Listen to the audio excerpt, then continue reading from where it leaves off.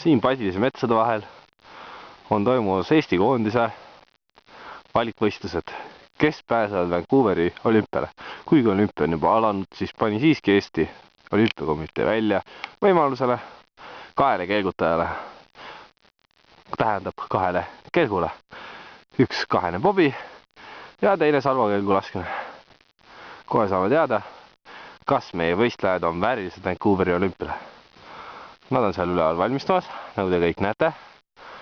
Ja sealt tuleb meie kahene bobi. Tempo on tohutu.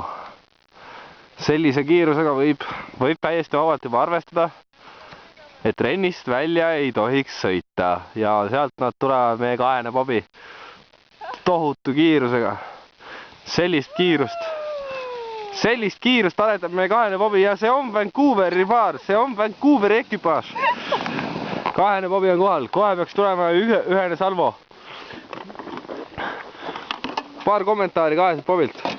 Liisa, kuidas sõit oli? Liisa roolija. Ja tuleb juba ühene salvo. Kas on ka tema olümpiavääriline? Tundub, et on. Tempo on sisse saadud.